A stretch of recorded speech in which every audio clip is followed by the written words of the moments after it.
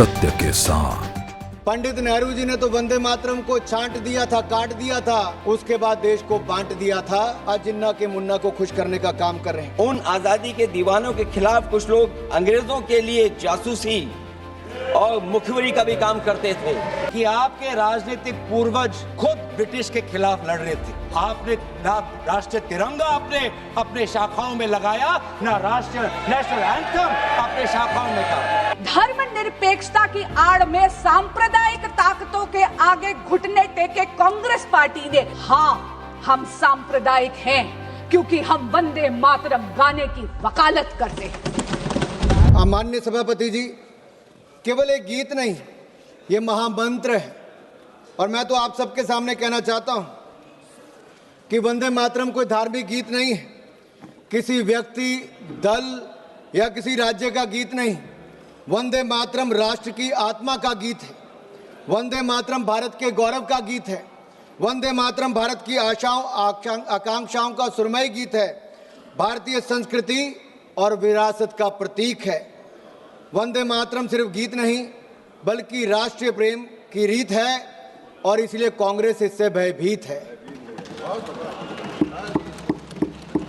और भयभीत तो इतनी है साहब कि जब इसकी चर्चा शुरू हुई, माननीय प्रधानमंत्री जी सदन में थे, तब भी जिस परिवार को दशकों तक इस देश में नेतृत्व करने का मौका मिला, उसके 2 सदस्य सदन में ही उपस्थित नहीं थे। इतना भय, या मैं तो कहूंगा पंडित नेहरू जी ने तो वंदे मातरम को छांट दिया था, काट दिया था, उसके बाद देश को बांट दिया था। उन्होंने 2 स्टैंजा तक सीमित कर दिया था। राहुल जी ने केवल 1 लाइन गाने के लिए मजबूर कर दिया था। आज जब चर्चा हुई तो दोनों गायब ही रह गए। लेकिन मैंने सुना है अभी गलियारों में चर्चा थी कि शायद पिछले 5 दिन से प्रियंका जी मेहनत कर रही हैं, याद कर रही हैं, आज पूरा वंदे मातरम, पूरा सभी स्टैंजा बगैर पढ़े यहाँ पर गाने वाली हैं। मैंने सुना, बाहर चर्चा चल रही थी ऐसी। अब उसका भी इंतजार रहेगा। जो इतने महापाप किए हैं, अब महापाप का प्रायश्चित करने का समय भी आ गया है। वंदे मातरम के जो हिस्से जो पंडित जवाहरलाल नेहरू जी के कहने से काटे गए थे, उन हिस्सों के बड़े किस्से हैं। राहुल जी होते तो जरूर सुनाते हैं उनको। उन हिस्सों में मां दुर्गा की स्तुति थी, शक्ति की आराधना थी, और इन हिस्सों को हटाना भारत की आत्मा को चीरने जैसा था। ये कहते हैं, सोनिया जी ने एक बार कहा कि नेहरू जी को बदनाम करने का काम करते हैं। मैं बड़ी गंभीरता से कहता हूं सर, हम लोग जवाहरलाल नेहरू जी को बदनाम नहीं कर रहे, मैं तो देश के सामने सच रख रहा हूं। हम तो देश के सामने सच रख रहे हैं सर। और सच्चाई यही है कि जब वंदे मातरम को काट छाट दिया गया, तब ओमकार ठाकुर जी हो, पुलस्कर जी हो, उन्होंने कहा कि हम कटा छटा वंदे मातरम नहीं गाएंगे, हम पूरा का पूरा गाएंगे, जिसको विरोध करना है करें। केवल 2 स्टैंजों तक इन्होंने सीमित कर दिया, टुकड़ों में देश को बांट दिया। उस समय जिन्ना को खुश करने का काम किया, आज जिन्ना के मुन्ना को खुश करने का काम कर रहे हैं। मैं माननीय सभापति जी, 27 जुलाई 2018 को कांग्रेस की एक बड़ी रैली बंतवाल में दक्षिण कन्नड़ में हो रही थी। राहुल जी ने मंच से कहा, सिंग ओनली वन लाइन, सिंग ओनली वन लाइन। अरे राहुल जी ने 2 स्टैंजे तक कर दिया, नेहरू जी ने 2 स्टैंजे तक कर दिया, राहुल जी 1 लाइन तक सीमित कर रहे हैं। और यही नहीं, मुझे नहीं पता सर कि आखिरकार ये इतना विरोध इसका क्यों करते हैं, और इसका मूल कारण क्या है सर। ये लोग जब अपनी सत्ता में भी वंदे मातरम पर माननीय सभापति जी, माननीय अध्यक्ष जी, वंदे मातरम एक समय, मैं सिर्फ सच्चाई मंच पे ला रहा हूं। यूपीए की सरकार 2006 में थी। उस समय कहा गया कि सभी शैक्षणिक संस्थानों में वंदे मातरम गाया जाएगा, लेकिन कहीं ना कहीं कट्टरवादियों ने, जिन्नावादी सोच वालों ने इतना दबाव बनाया कि उस समय की चेयरपर्सन, यूपीए चेयरपर्सन ने कहा कि नहीं, इसको आप अनिवार्य मत करिए, इसको स्वैच्छिक कर दीजिए। मेरा सवाल यह है, क्या वंदे मातरम अनिच्छा या इच्छा का विषय हो सकता है? वंदे मातरम गीत इच्छा या अनिच्छा का विषय नहीं हो सकता। वंदे मातरम तो हमें मातृभूमि के सामने सर झुकाने से, भारत माता को नमन करने से किसी की धार्मिक भावना को कोई आहत नहीं होती है सर।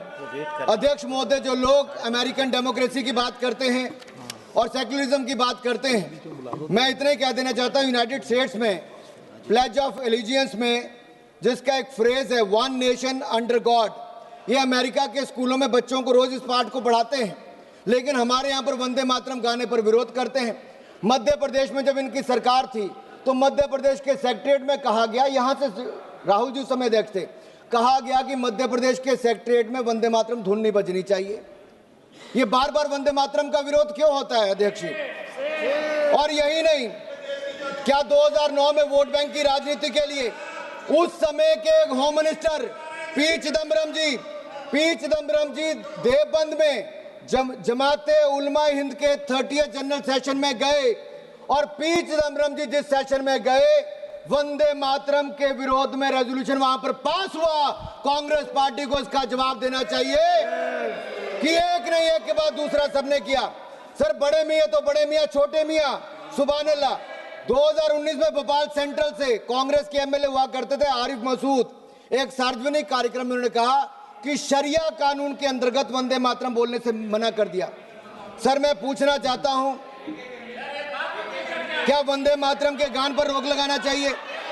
और यही नहीं, समाजवादी पार्टी के सांसद शफीकुर रहमान बर्क, जिन्होंने वंदे मातरम को इस्लाम विरोधी कह दिया।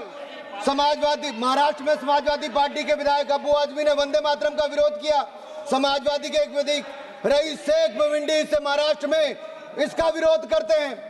समाजवादी पार्टी और कांग्रेस पार्टी एक तरह से मिलकर वंदे मातरम का बार बार विरोध करते हैं। अखिलेश जी तो कह देते हैं बच्चों को अधिकार है कौन सा गाना सुनना है। सर ये फिल्मी गीत नहीं है, ये लोरी नहीं है, ये राष्ट्रगीत है, ये राष्ट्रगीत है। अखिलेश जी आप आर्मी स्कूल में पढ़े होंगे, लेकिन आपको इतना पता नहीं कि वंदे मातरम और फिल्मी गीत में अंतर है भाई। माननीय अध्यक्ष महोदय मैं खत्म कर रहा हूं, 3 मिनट में मेरा भाषण खत्म कर रहा हूं। आज भारत धूमिल पड़ चुके अपने स्वर्णिम अतीत को तलाश भी रहा है और अपने भविष्य को गढ़ भी रहा है। भारत के पूर्व प्रधानमंत्री आदरणीय अटल बिहारी वाजपेयी जी ने कहा था 19 मार्च 1973 को, सर मैं अटल जी को कोट कर रहा हूं और ध्यान से सुनिएगा। अटल जी ने कहा था, आई कोट, वंदे मातरम इस्लाम का विरोधी नहीं है। क्या इस्लाम को मानने वाले जब नमाज पढ़ते हैं तो इस देश की धरती पर, इस देश की पाक जमीन पर सिर नहीं टेकते, माथा नहीं झुकाते? ऐसे मुद्दों पर किसी को भी असहमत होने की इजाजत नहीं दी जा सकती। कल वो कहेंगे कि तिरंगा झंडा है, मगर हम तिरंगे के आगे झुकेंगे नहीं, क्योंकि हम अल्लाह के आगे झुकते हैं, तिरंगे के आगे झुकेंगे नहीं। हिंदुस्तान में रहने वालों को, हर आदमी को तिरंगे के सामने झुकना होगा, तिरंगे के सामने झुकना होगा। वंदे मातरम कहना होगा। वंदे मातरम भारत के राष्ट्रवाद का महामंत्र है। जब जब हम इस मंत्र को भूले हैं हम कमजोर हुए। आजादी के अमृत महोत्सव में प्रधानमंत्री मोदी जी ने केवल एक परिवार नहीं, जितने लोग आजादी के साथ जुड़े थे, स्वतंत्रता संग्राम के साथ जुड़े थे, प्रधानमंत्री नरेंद्र मोदी जी ने उनके बारे में गांव-गांव में बताया। यही नहीं सर, ये लोग कहां से याद करेंगे वंदे मातरम को? इनकी सरकारों के समय तो यासीन मलिक को बिरयानी परोसी जाती थी प्रधानमंत्री के घर पे, उसी यासीन मलिक को पाकिस्तान भेजा जाता था। अरे बाटला हाउस कांड के आतंकवादियों के घर जाकर सोनिया गांधी जी रोती थी। मैं यही नहीं अध्यक्ष जी, मेरा एक आखिरी बात करके मैं अपनी बात को समाप्त कर रहा हूं, क्योंकि ये जरूरी इसलिए भी है सर, अगर नहीं पूछूंगा तो अधूरा रह जाएगा। 1896 में अगर 12वें कलकत्ता में कांग्रेस के 12वें अधिवेशन में रविंद्रनाथ टैगोर जी ने गाया था और उसमें एक मुस्लिम रहमतुल्लाह एम सयानी ने उसकी अध्यक्षता की थी। क्या तब ये मुस्लिम विरोधी नहीं था? 1905 में बंगाल के बारिसाल में चित्तरंजन गुहा जी ने वंदे मातरम के लिए अपना खून बहाया। 1907 में वंदे मातरम गाते गाते सुशील चंद्र सेन ने कोड़े की सजा झेली। 1908 में खुदीराम बोस ने वंदे मातरम गाते फांसी चढ़ ली। 1909 में मदनलाल ढींगरा ने वंदे मातरम बोल लंदन में फांसी से जूझ गए। 1927 में राम प्रसाद बिस्मिल ने वंदे मातरम बोलकर फांसी चढ़ गए।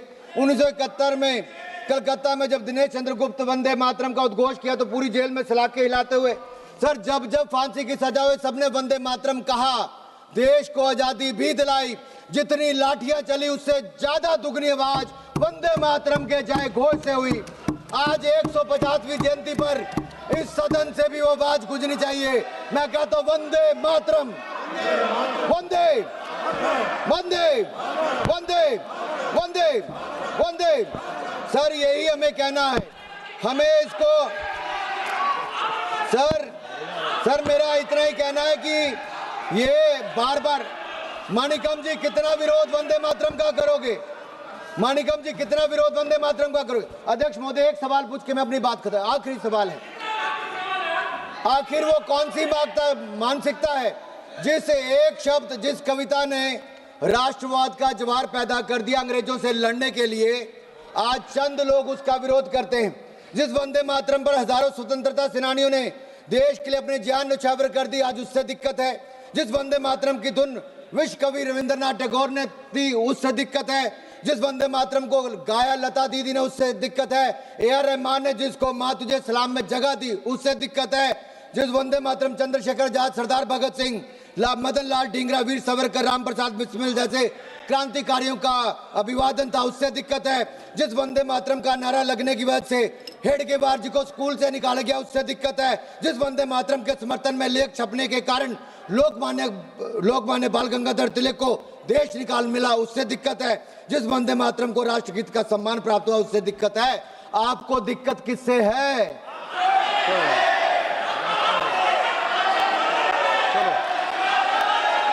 श्री राजेश। अध्यक्ष जी मुझे मेरा जवाब मिल गया है, मुझे मेरा जवाब मिल गया।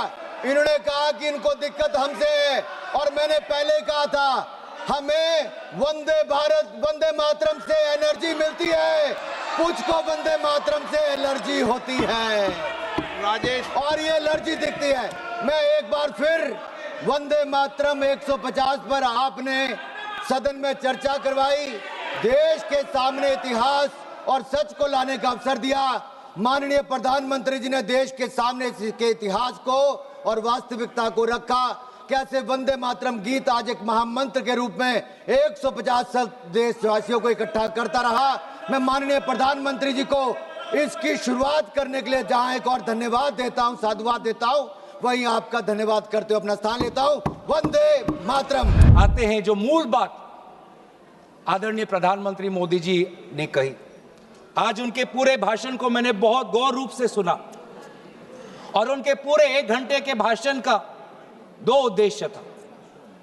पहला उद्देश्य यह था कि उनके बातों को सुनकर ऐसे लग रहा था कि आपके राजनीतिक पूर्वज खुद ब्रिटिश के खिलाफ लड़ रहे थे। ऐसे लग रहा था कि आपके राजनीतिक पूर्वज ने ब्रिटिश के खिलाफ विभिन्न आंदोलनों में भाग लिया। तो ये जो इतिहास को दोबारा लिखने की, रिवाइज करने की जो मंशा आज प्रधानमंत्री मोदी जी के भाषण में मुझे सुनाई दी। और दूसरा जो उद्देश्य था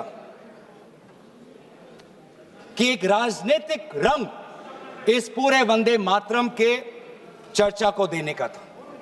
उन्होंने उजागर किया कांग्रेस वर्किंग कमेटी का और पंडित नेहरू जी का। और ये एक आदत है सर, ये मेरे पास एक टेबल है कि जब जब प्रधानमंत्री मोदी जी किसी भी विषय पे बोलते हैं तो पंडित नेहरू जी का नाम कितने बार लेते हैं और कांग्रेस पार्टी का नाम कितने बार लेते हैं। मैं बस एक ही उदाहरण देना चाहता हूं कि इससे पहले ऑपरेशन सिंदूर का डिबेट में हमने आदरणीय प्रधानमंत्री मोदी जी को सुना। क्या आप जानना चाहेंगे कि पंडित नेहरू का नाम कितने बार उन्होंने लिया? 14 बार। ऑपरेशन सिंदूर पे 14 बार उन्होंने पंडित नेहरू का नाम लिया। और कांग्रेस पार्टी का कितने बार? 50 बार। वैसे ही जब संविधान का 75th एनिवर्सरी मनाया जा रहा था तब 10 बार पंडित नेहरू जी का नाम लिया और 26 बार कांग्रेस पार्टी का। उस प्रकार से जब 2022 में जब राष्ट्रपति अभिभाषण पे प्रधानमंत्री मोदी जी अपना बात रख रहे थे तो 15 बार पंडित नेहरू का नाम लिया। 2020 में, सर मैं आपके साथ तर्क वितर्क नहीं करने आया सर, 2020 में जब राष्ट्रपति अभिभाषण पर प्रधानमंत्री मोदी जी ने भाषण दिया तो 20 बार पंडित नेहरू का नाम लिया। तो इसीलिए उनका आज दूसरा उद्देश्य तो मैं समझ गया, लेकिन बड़े विनम्रता से मैं आदरणीय प्रधानमंत्री मोदी जी को मैं कहना चाहता हूं और उनके पूरे मैं दल को कहना चाहता हूं और पूरे इनके ढांचे को कहना चाहता हूं, आप चाहे जितना भी कोशिश कर लो, आप पंडित नेहरू जी के जो उनका योगदान था उस पे एक भी काला दाग आप लगाने में सक्षम नहीं होंगे। आप चाहे पूरे कोशिश कर लो। आज राष्ट्र की बात आप करते हैं, मैं पूछना चाहता हूं कि आपने जो हमारा नेशनल एंथम है, आप चाहते थे कि वंदे मातरम हमारा नेशनल एंथम बने, लेकिन जब पूरे देश ने जनगण मन को नेशनल एंथम रविंद्रनाथ टैगोर जी के द्वारा रचित जनगण मन को नेशनल एंथम का तवज्जो दिया, तो आपके राजनीतिक पूर्वजों ने लगभग 52 साल आपने ना राष्ट्रीय तिरंगा अपने शाखाओं में लगाया, ना राष्ट्रीय नेशनल एंथम अपने शाखाओं में कहा। आप राष्ट्र की बात करते हो, ना नेशनल एंथम को आपने तवज्जो दी, न भारत के तिरंगा को आपने तवज्जो दिया। आप क्या राष्ट्र की बात करते हो? कि आज हमारे भारत के लोग अनेक समस्या उठा रहे हैं, लेकिन उस समस्या का एक भी उल्लेख नहीं। सर, आज अगर हम राष्ट्र की बात कर रहे हैं, राष्ट्र के प्रति हमारे भक्ति की बात कर रहे हैं, राष्ट्र के प्रति आपकी सेवा के लिए धन्यवाद। सभापति महोदय थोड़ा मुझे सुनिए। सभापति महोदय, मुझे हम राष्ट्र के प्रति हमारे कर्तव्य की बात के प्रति हमारे कर्तव्यों की हम बात कर रहे हैं। आज सदन पहली बार भारत के राजधानी में बम विस्फोरण हुआ, एक बार भी उसका उजागर आदरणीय प्रधानमंत्री मोदी जी नहीं किया। हम 150वीं जन्म जयंती वंदे मातरम की मना तो रहे हैं, लेकिन क्या हम आज वर्तमान के भारत को सुरक्षा दे पा रहे हैं? क्या हमने दिल्ली के राजधानी में हमारे दिल्ली वासियों को हमने सुरक्षा दी? क्या हमने जम्मू कश्मीर में हमारे वहां के पर्यटकों को सुरक्षा दी? ये कर्तव्य नहीं है? हम कैसे मनाएंगे? ये वंदे मातरम की चर्चा पर है। सर, विकसित भारत की बात कर सकते हैं तो वर्तमान की बात भी कर ही सकते हैं। 2047 की बात कर सकते हैं तो 2025 की बात भी कर सकते वंदे हैं। मातरम के 150 वर्षों की यात्रा का आज आलोचना तो आज हम सुरक्षा की बात करते हैं। आज हम सुरक्षा की बात करते हैं, किसी की आलोचना नहीं की। आज सभापति महोदय, प्रधानमंत्री ने किसी की आलोचना नहीं की। सभापति महोदय, इसलिए वंदे मातरम तक। सभापति महोदय, अगर वास्तविक में अगर 150वीं जन्म जयंती वंदे मातरम का पालन करना है तो हमें सुरक्षा देना होगा, स्वास्थ्य की सुरक्षा देनी होगी। आज दिल्ली में, पूरे उत्तर भारत में, गंगा तट पे जितने भी लोग हैं, किसान हो, श्रमिक हो, आज वो वायु प्रदूषण के कारण आज उनका वो सांस नहीं ले पा रहे। आज आप देखिए कि हमारे सीमाएं सुरक्षित है। पहलगाम के बाद आज पाकिस्तान की जो फील्ड मार्शल है वो हमारे अमेरिका के राष्ट्रपति के साथ बैठते हैं। पाकिस्तान और अमेरिका के बीच में और करीबी बात आ गई है और करीब हो गए हैं, और आप लोग उस पर कुछ नहीं कह रहे।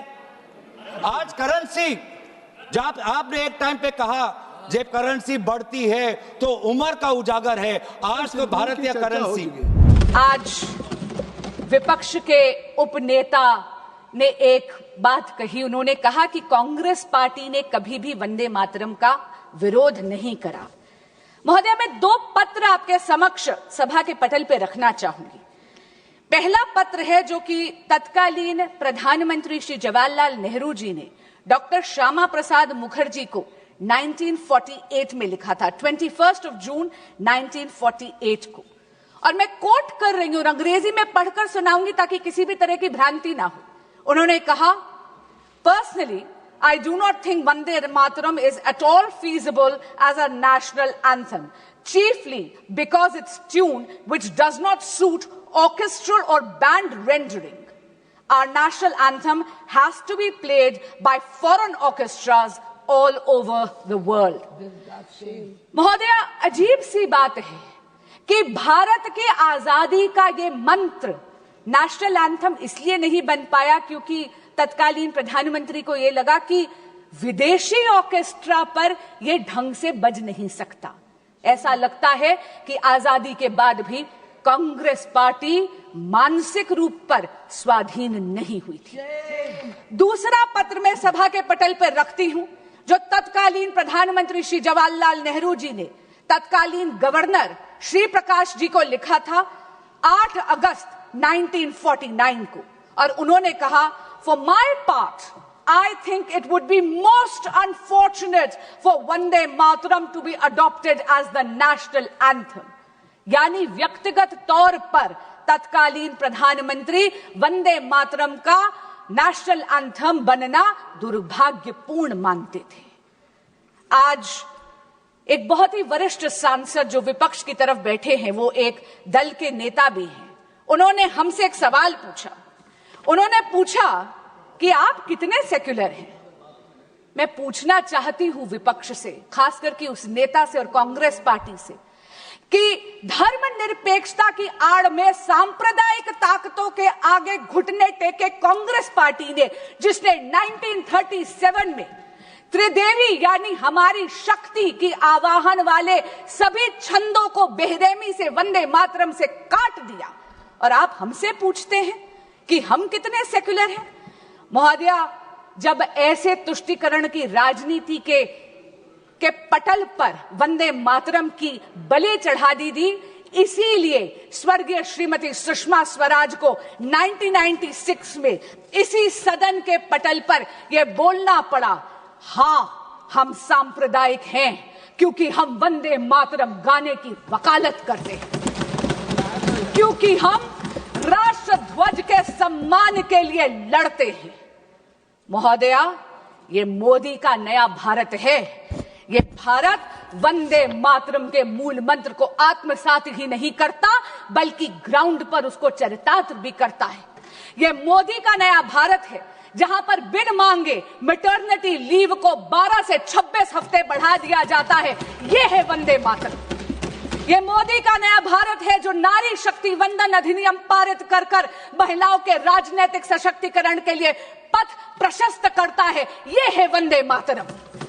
ये मोदी का नया भारत है जो आयुष्मान भारत में विश्व की सबसे बड़ी हेल्थ इंश्योरेंस ही नहीं, हेल्थ अश्योरेंस स्कीम देती है। 5 लाख रुपए का मुफ्त इलाज देती है। वे वंदन कार्ड से हमारे वरिष्ठ नागरिकों का भी ख्याल रखती है। ये है वंदे मातरम। ये मोदी का नया भारत है जो न्यूक्लियर एनर्जी और भारत की स्पेस को एकाधिकार यानी सरकारी एकाधिकार से निकालकर भारतीय की युवा शक्ति उसमें अपना योगदान दे पाए, इसके लिए उसको खोलती है। ये है वंदे मातरम। ये वंदे मातरम की पराकाष्ठा है कि मोदी के नए भारत में भारत की अर्थव्यवस्था 11वें नंबर से वैश्विक पटल पर 4थे नंबर पर आज आ गई। ये मोदी का नया भारत है जहां पर वंदे मातरम चरितार्थ होता है मेरे देश के युवा के लिए, जहां पर भारत की स्टार्टअप इकोनॉमी वैश्विक पटल पर 3rd लार्जेस्ट इकोसिस्टम बन जाता है। लेकिन आज मेरा मन बहुत व्यथित है। मेरा मन बहुत व्यथित है क्योंकि एक बहुत ही माननीय सांसदा ने यह कहा कि वंदे मातरम की बहस हो रही है। महोदया, शायद मेरी तरह वो भी पहली बार की एमपी है। हम दोनों ने इस सदन में मात्र 12 महीने ही गुजारे हैं। आपके माध्यम से मैं उनको कहना चाहूंगी कि ये चर्चा है जो सकारात्मक होती है, ये बहस नहीं है। माननीय सांसदा ने कहा कि आप अतीत में क्यों मंडरा रहे हैं। महोदया, मैं आपके माध्यम से कहना चाहूंगी कि जो सभ्यता अपने इतिहास को भुला देती है उसका कोई भविष्य नहीं होता, क्योंकि इतिहास से यदि आप उसकी गलतियों से सीखते नहीं हैं तो इतिहास वो गलतियां आपके लिए दोहराता है। आज उन्होंने कहा कि ये चर्चा एक चुनावी अमले में है क्योंकि उन्होंने बंगाल के चुनाव की बात करी। मैं आपके माध्यम से उनको कहना चाहूंगी कि बंगाल वंदे मातरम की जन्मभूमि है। बंगाल वो पावन धरती है जिसने आजादी का ये मूल मंत्र दिया, ये जय घोष दिया, जिसने स्वदेशी का ये उद्घोष दिया।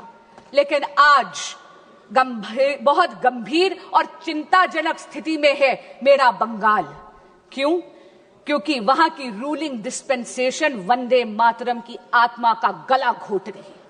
आज राजनीतिक स्वार्थ के कारण राजनीतिक हिंसा बहुत ही गहराई से वहां पर जड़ें पकड़ रही है। पर आपके माध्यम से महोदया, इस सदन को और इस देश को मैं आश्वस्त करना चाहती हूं, भगवा श्री राम का रंग है, भगवा क्रांति का रंग है। और मैं बंगाल की जनता को कहूंगी कि बहुत जल्दी वो इस अराजकता से मुक्त होंगे, क्योंकि हो गई है जीत की तैयारी, आ रहे हैं भगवाधारी। महोदया, बिहार तो केवल झांकी है, पश्चिम बंगाल बाकी है।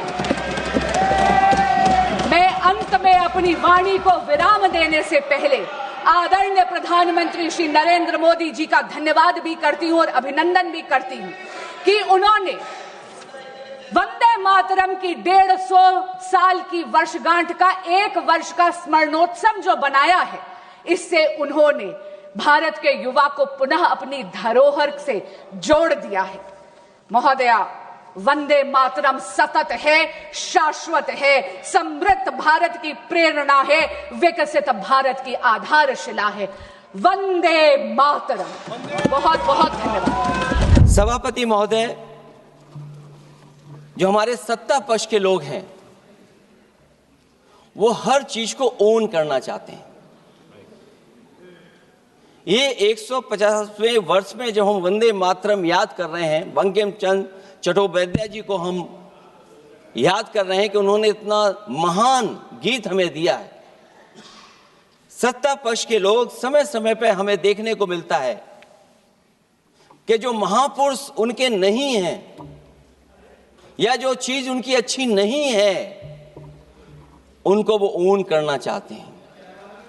150वें वर्ष वंदे मातरम, मैं अभी वो बात कहूंगा और मैं बात कहूंगा और हमारे मंत्री जी उसका जवाब देना। सभापति महोदय, क्योंकि ये बात ओन करने की आ रही है, अपनाने की बात आ रही, तो मैं सभापति महोदय, मैं अपने सत्ता पक्ष के लोगों को याद दिलाना चाहता हूं।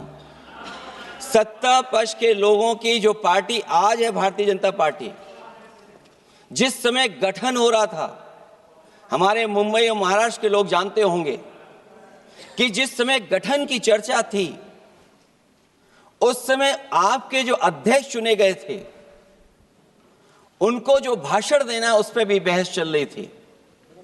और बहस इस बात की थी कि भारतीय जनता पार्टी सेकुलर रास्ते पे जाएगी, सोशलिस्ट रास्ते पे जाएगी कि नहीं जाएगी। तमाम विरोध के बाद भी उस समय के उनके राष्ट्रीय अध्यक्ष जो चुने गए थे, उन्होंने वही रास्ता अपनाया अपने भाषण में। समाजवादी आंदोलन, समाजवादी विचारधारा और सेकुलर रास्ता अपनाया। और वही नहीं, जो उनका मंच था उसमें जयप्रकाश जी की तस्वीर लगा करके भी उन्होंने लोगों को ये भ्रम फैलाने की कोशिश की कि जेपी के रास्ते पर भारतीय जनता पार्टी चलेगी। बताएं माननीय मंत्री जी, आप कितने सेकुलर हैं आज, कितने सोशलिस्ट हैं आज? अभी गौरव गोगोई जी ने ठीक कहा, इंडिगो का हवाई जहाज उड़ नहीं रहे हैं, उड़ नहीं रहे कि उड़ाए नहीं जा रहे हैं? उड़ाए नहीं जा रहे। और क्या बात कही गई थी कि गरीब भी उसमें चल सकेगा। इसलिए सभापति महोदय, मैं बात दूसरी तरफ नहीं ले जाना चाहता हूं। वंदे मातरम सिर्फ गाने के लिए नहीं है, निभाने के लिए भी होना चाहिए। सभापति महोदय, आज हम आकलन करें, पीछे मुड़ करके देखें कि हम इस वंदे मातरम को कितना निभा रहे हैं। जिस वंदे मातरम ने आजादी के आंदोलन में सबको जोड़ा, आज के दरारवादी लोग, आज के दरारवादी लोग उसी से देश को तोड़ना चाहते हैं। ऐसे लोगों ने सभापति महोदय, ऐसे लोगों ने पहले भी देश के साथ दगा किया और आज भी कर रहे हैं। ये चर्चा तो जोड़ने का काम करेगी ना अखिलेश जी, क्योंकि आज वंदे मातरम की चर्चा वही मैं कह रहा हूं, वंदे मातरम में जोड़ने का ही काम करेगी। वंदे मातरम कोई दिखावा नहीं है, ना ही राजनीति का विषय है। क्योंकि सभापति महोदय, हम जब ये चीज इनके विचारों से, इनके भाषणों से जब बाहर सुनते हैं तो ऐसा लगता है कि वंदे मातरम इन्हीं का बनवाया हुआ गाना है। जिन्होंने सभापति महोदय, जिन्होंने आजादी के आंदोलन में भाग ही नहीं लिया है, वो वंदे मातरम का महत्व क्या जानेंगे। सच तो ये है कि सरफरोश लोग वंदे मातरम दिल से बोलते थे। उन आजादी के दीवानों के खिलाफ कुछ लोग अंग्रेजों के लिए जासूसी और मुखबिरी का भी काम करते थे। दरअसल ये राष्ट्रवादी नहीं बल्कि राष्ट्र विवादी लोग हैं। जहां विवाद करना हो, कभी अंग्रेज विवाद कर करके, डिवाइड कर करके, डिवीजन कर करके राज किया करते थे। सभापति महोदय, आज भी वही रास्ता कुछ लोग अपना रहे हैं। वो डिवीजन का रास्ता अपना रहे हैं, डिवाइड का रास्ता अपना रहे हैं, दरारवादी रास्ता अपना रहे हैं। इनका इतिहास खंगाला जाए कि इन्होंने आजादी के पहले और आजादी के बाद वंदे मातरम क्यों नहीं गाया। ये सभापति महोदय, आज जब हम वंदे मातरम पे इतनी चर्चा कर रहे हैं, जिस भाव से हम लोग यहाँ बैठे हैं, कम से कम ये भी खंगाला जाए इतिहास में कि वंदे मातरम कुछ लोगों ने कब गाया। उन मुखबरों से ये सवाल पूछा जाए कि स्वतंत्रता के बाद भी उन्होंने अपना गीत क्यों बनाया। उनकी एक रंगी सोच ने तिरंगा क्यों नहीं फहराया। वंदे मातरम सियासत के झूठे राष्ट्रवादियों के लिए नहीं है। गलत लोगों की गलत मंशा पूरा देश समझता है और केवल यही नहीं ओन करते हैं। कभी कभी भारत माता का जो चित्र है, जो पेंटिंग कभी बंगाल के महान लोगों ने बनाई थी,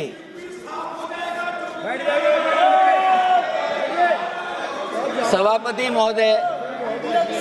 महोदय इनको देख लीजिए, इनको देख लीजिए और फिर बैठ जाओ।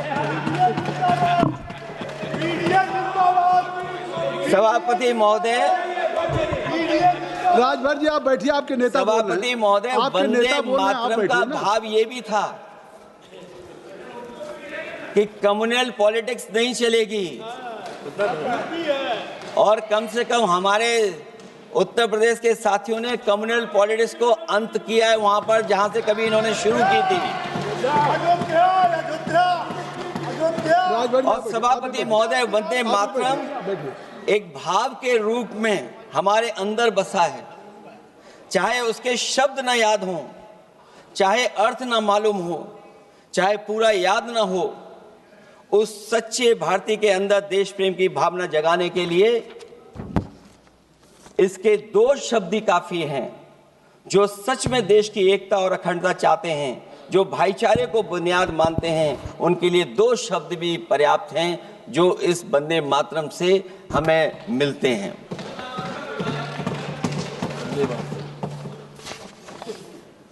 दूसरा किस्सा सुना दो अध्यक्ष महोदय।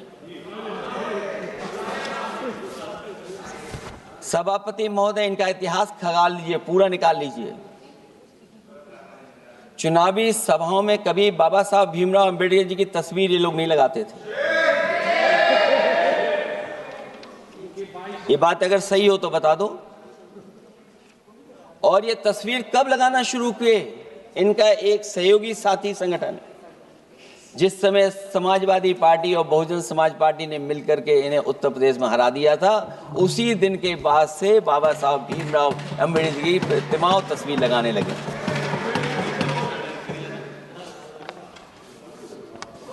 इसलिए सभापति महोदय, ये वंदे मातरम केवल गीत नहीं है, गीत के साथ साथ आज हमें ऊर्जा भी देता है। उस समय क्रांतिकारियों को ऊर्जा मिलती थी, एकजुटता का नारा था, हम साथ लेकर के चल रहे थे सबको, और देश के सभी लोगों ने जाति धर्म को भुला करके एक साथ मिलकर के वंदे मातरम के सहारे अंग्रेजों को भगाने का लगातार कोशिश की, और अंततः परिणाम ये हुआ कि जब देश जागा, वंदे मातरम के साथ साथ जय हिंद का नारा, इंकलाब जिंदाबाद का नारा लगा करके अंग्रेजों को इस देश से भगाने का काम किया।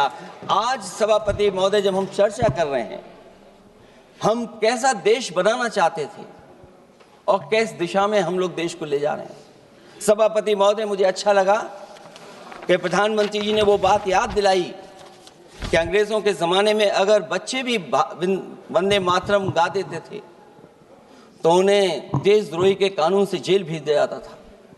आज जब हम आज़ाद हो गए हैं तो आज देखिए उत्तर प्रदेश में क्या हो रहा है कि जो प्राइमरी स्कूल है वो बंद किए जा रहे हैं। 26,000 से ज़्यादा स्कूल बंद हो गए, और जब बच्चों को पढ़ाने के लिए हम लोगों ने जिम्मेदारी उठाई, पीढ़ी के समाज के लोगों ने जागरूक होकर के पढ़ाने की कोशिश की, तो कभी अंग्रेजों ने मुकदमा लगाया था बच्चों पर देशद्रोह का। आज़ादी के बाद भारतीय जनता पार्टी की सरकार ने वहां पर मुकदमे उन पे लगाए जो पढ़ने गए और जो पढ़ाने गए। तो इसलिए वंदे मातरम का भाव जो था, उसी भाव से जुड़ करके हम सब मिल करके इस देश को और मजबूत करें। यही हमारी भावना है, यही हमारी सदस्यों की भावना है। जब हम 150वें वर्ष में याद कर रहे हैं तो वहीं हम ये याद करें कि जिस भावना से वंदे मातरम को हम लोगों ने देश के सामने गा गा करके अंग्रेजों को भगा दिया, ये देश कैसे मजबूत हो, एकजुट कैसे हो, बिना भेदभाव के, और संविधान से कैसे चलें, क्योंकि ये संविधान से ही मिला हुआ हमें गीत है। इसलिए इस गीत के माध्यम से हम किसी पर टिप्पणी और किसी पर थोपने की कोशिश न करें और न किसी पे दबाव बनाने की कोशिश करें। आपका सभापति जी का बहुत बहुत धन्यवाद।